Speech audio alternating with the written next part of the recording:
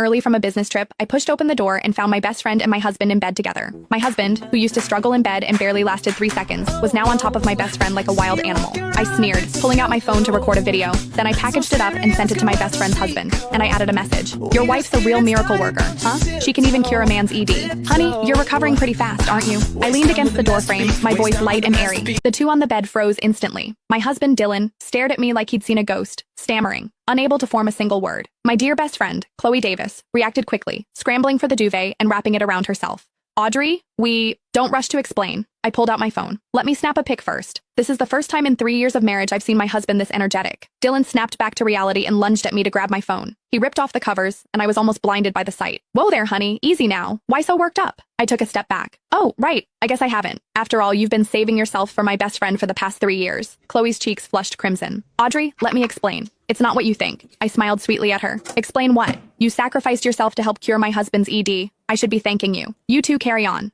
I'm just going to call Marcus, your brother, and let him enjoy his wife's spectacular performance. Chloe's face instantly went pale. She was Marcus Evans's wife, and my best friend. I genuinely thought marrying 2 brothers from the Evans family with my best friend was the happiest thing that could happen in my life. Turns out, she wanted both men. You wouldn't dare, Dylan roared. I raised an eyebrow. You dared to do it. Why wouldn't I dare? Chloe suddenly lunged forward and grabbed my leg. Audrey, please, don't tell Marcus. I know I messed up. Looking at the best friend I'd grown up with, now disheveled and clinging to my leg, begging, I found it incredibly amusing. Chloe, get up first. I bent down and patted her shoulder. The floor's cold. She looked up at me, hope in her eyes. I continued, if you stay like that, my husband will feel sorry for you. Then, I turned to leave, but Dylan grabbed my arm. What are you doing? Are you trying to ruin our family? I clenched my fists. My eyes narrowed in a smile. That was truly shameless coming from him. I need to go to the hospital and get checked. See if it's my problem. Why is my husband useless with me but such a beast with someone else? Dylan's face turned bright red. I held up my phone. Want to see the photos I just took? The composition, angle, and lighting are all perfect. It'd probably go viral on TikTok. Chloe suddenly pounced, trying to snatch my phone, but I dodged her. I smiled. Oh, right. How about a caption? Something like, sweet moments with my husband and my best friend. You! Chloe trembled with rage. Just then, my phone rang. It was Marcus. I put it on speaker. Hey, Marcus. I'm downstairs. What's the apartment number? Marcus's deep voice came through. Chloe's pupils constricted, and her body visibly trembled. Footsteps echoed from outside the door.